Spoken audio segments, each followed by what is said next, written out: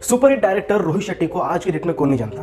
दोस्तों, ये बात आप लोग भी एग्री करेंगे कि रोहित शेट्टी जब तक स्टार नहीं थे, मतलब स्टार डायरेक्टर नहीं थे, तब तक उनके पिताजी यानी एमबी शेट्टी को भी कोई नहीं जानता था। सही ना दोस्तों, कोई नहीं जानता था। लेकिन जब रोहित शेट्टी साहब स्टार बने तो उनके पिताजी यानी मुड्डू बाबू शेट्टी यानी एमबी शेट्टी को भी पूरी दुनिया जाने लगी। एमबी शेट्टी साहब उस वक्त के बहुत ही अच्छे स्टंटमैन थे, लेकिन उनके लाइफ में ऐसा क्या हुआ था कि 42 की उम्र में ही उनकी डेथ हो गई।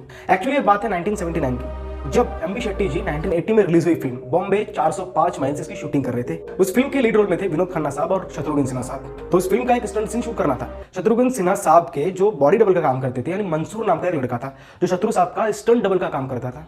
तो एक खतरनाक स्टंट शूट किया जाना था। सीन की डिमांड ये थी कि शत्रुघ्न सिन्हा के बॉडी डबल यानी मंसूर के साइड में पेट्रोल पंप का विस्फोट किया जाना था और मंसूर को उस समय विस्फोट करते ही भागना था। लेकिन वो सीन ना एकदम बुरी तरीके से लपेटे में आ गया, मतलब होना था कुछ और हो गया कुछ और आपको बता दूं दोस्तों कि आज की डेट की तरह मतलब आज भी अगर ऐसे स्टंट सीन शूट रहते तो सुरक्षा का पूरा प्रबंध यानी बंदोबस्त किया जाता था।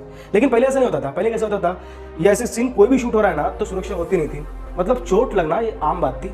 तो मंसूर के साइड में विस्फोट हो गया, लेकिन मंसूर ने थोड़ी सी देरी कर दी भागने में, तो पेट्रोलियम बम फट गया और मंसूर दूर जाके गिर गया और ऑन द स्पॉट उस बंदे की मंसूर की डेथ हो गई। मंसूर की अचानक हुई डेथ में सारा क्रू मेंबर हैरान हो गया, परेशान हो गया और उस क्रू मेंबर में मौजूद थे एमबी शेट्टी साहब। एमबी शेट्टी साहब को ऐसा लगा कि अरे बेटे जैसा मेरा साथी अचानक मुझे छोड़कर चला गया। एमबी शेट्टी साहब सदमे में चले गए और उन्होंने सहारा लिया दारू का।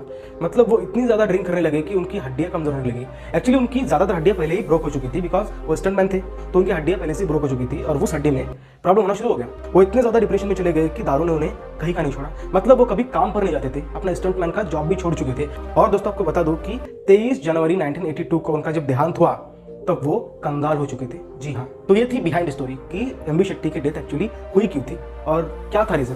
तो आप समझ ही गए होंगे। अगर ये वीडियो पसंद आया तो लाइक से सब्सक्राइब तो करिएगा।